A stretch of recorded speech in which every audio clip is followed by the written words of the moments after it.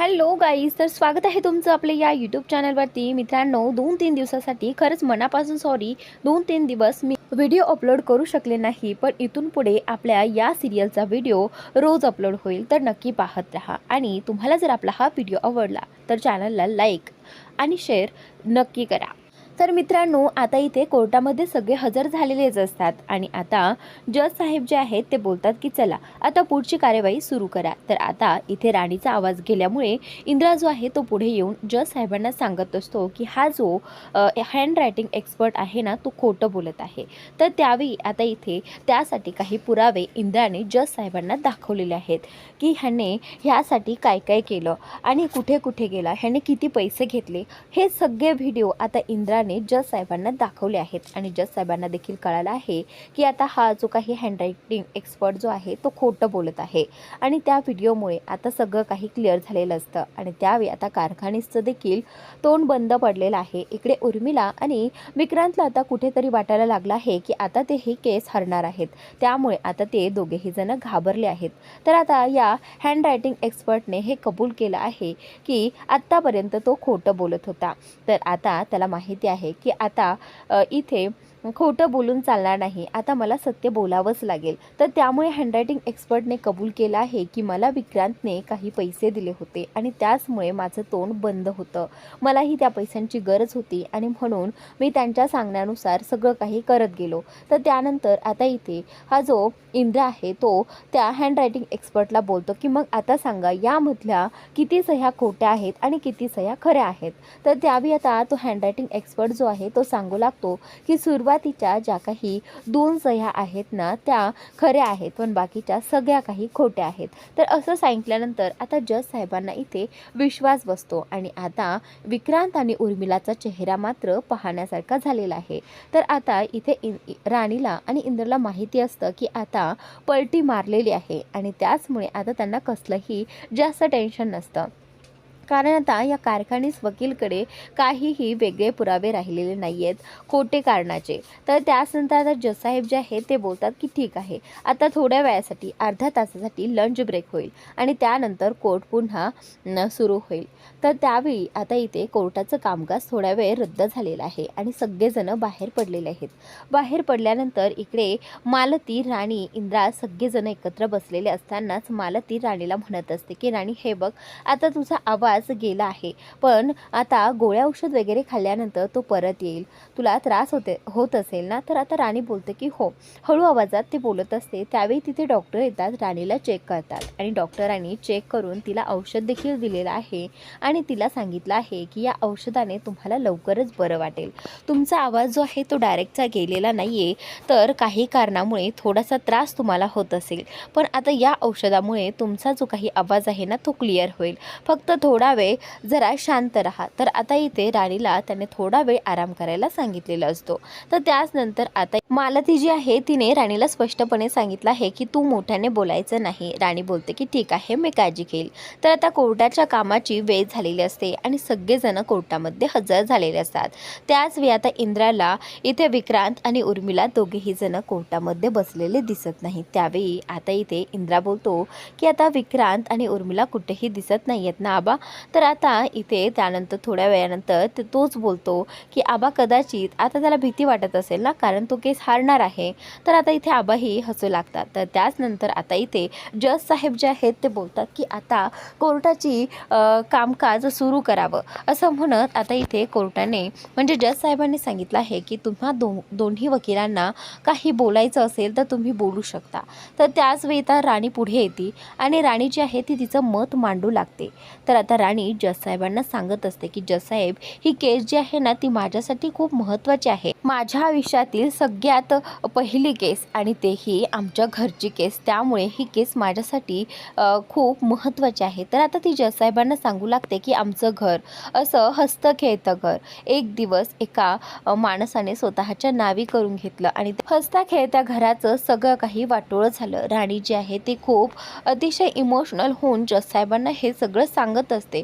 कशा प्रकारे आबांनी ते घर स्वतःच्या मेहनतीवरती बांधलं होतं आणि कशा प्रकारे आबाने माणुसकीच्या नात्याने त्या घरामध्ये काही माणसं नाती बनवली होती, पण ती नाती इतकी खोटी निघाली की त्या नात्यानेच माझ्या आबांना घराबाहेर काढलं आणि एक दिवस अशी वेळ आणली त्यांच्यावर, त्यांच्याकडे काहीच उरलं नाही, सगळं काही स्वतःच्या नावी करून घेतलं. आणि त्यावेळी हे सगळं बोलत असताना रत्नाईच्या डोळ्यातून खूप सारे अश्रू वाहत असतात. राणी बोलते की माणसाला माणसाची किंमत नाही, पण या जगात या माणसांना असं का कळत नाही की पैसा लत्ता किंवा प्रॉपर्टी हे सगळं वरती घेऊन कुणीच जात नाही, फक्त माणुसकी महत्त्वाची आहे. एवढं साधं ह्यांना कळत कसं नाही. मला फक्त एवढंच वाटतं की माणसाने माणुसकी जपली पाहिजे, कधीही अंतर दिलं नाही पाहिजे.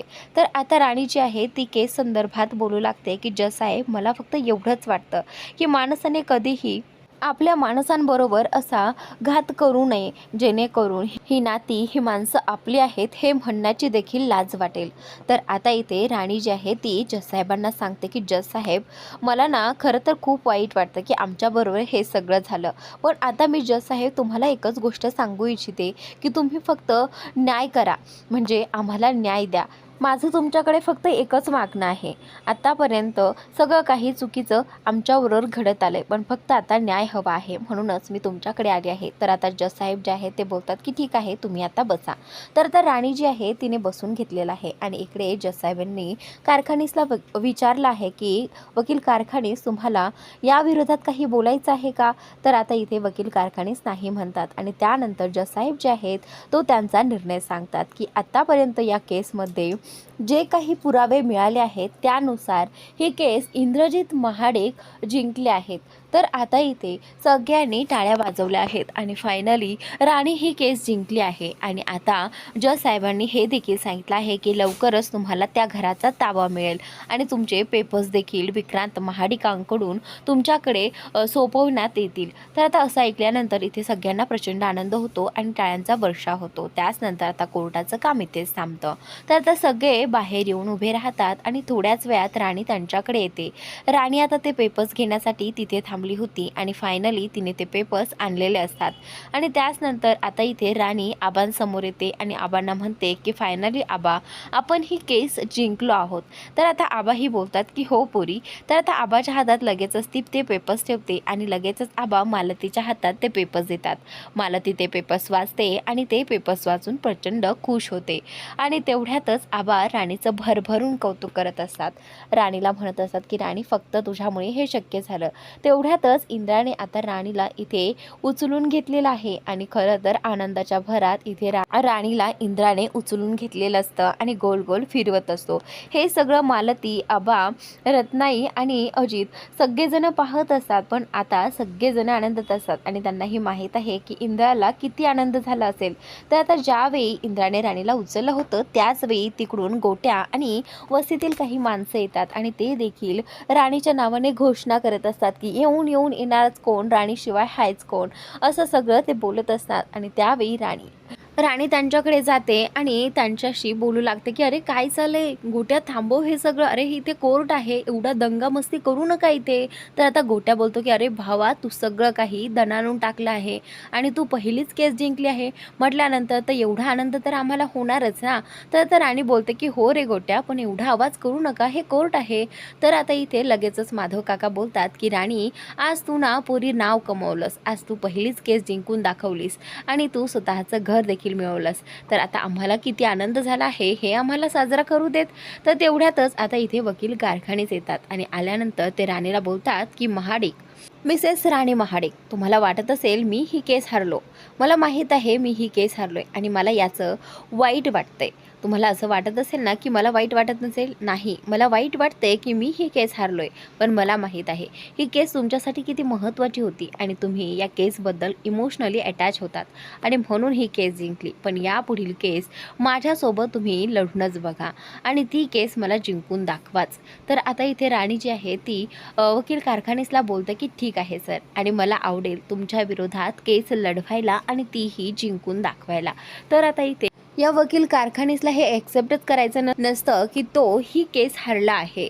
तर आता इथे राणीला सगळं काही समजलं आहे आणि इंद्रालाही समजलेलं असतं. तर त्यावेळी आता इथे या वकील कारखानीसने राणीला चॅलेंज दिलं आहे की ठीक आहे, मग पुढचे केस मला जिंकून दाखव. तर राणीनेही ते चॅलेंज एक्सेप्ट केलेलं आहे.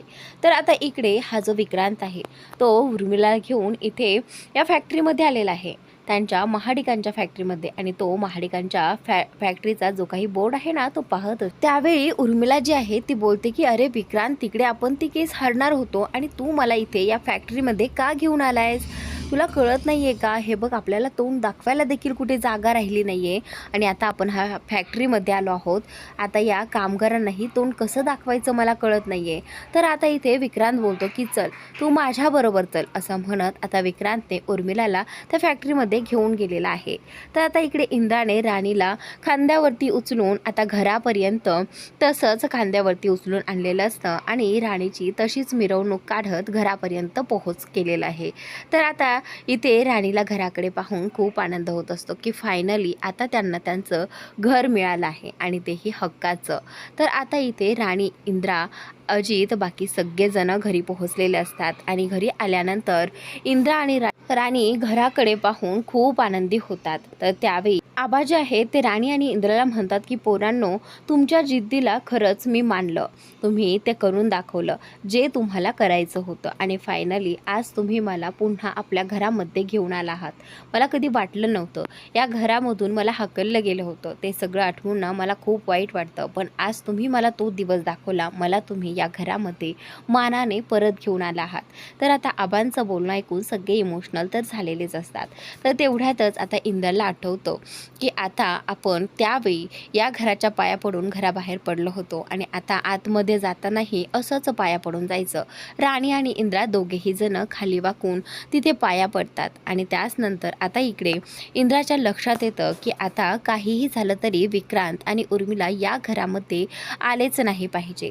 तर आता इथे मालती जी आहे ती दोघांनाही म्हणते की चला आजसाठी आपला हा दिवस खूप आनंदाचा आणि महत्त्वाचा आहे, तो आपण सेलिब्रेट करूया. पण त्याआधी हा जो इंद्र आहे तो रत्नाईला बोलतो की रत्नाई, तुम्हाला एक काम करायचं आहे. विक्रांत आणि उर्मिला वहिनीला या घरामध्ये येऊच द्यायचं नाहीये आणि या घरातून त्यांना तुम्हीच बाहेर काढायचं आहे. तर त्यावेळी आता रत्नाई बोलते की पण इंद्रा, मी कसं बाहेर काढू? तर आता इथे मला ती बोलते की हे पहा रत्ना वहिनी, खरं तर तुम्हीच त्या दोघांना घराबाहेर काढलं पाहिजे आणि चांगलीच अद्दल घडवायला पाहिजे.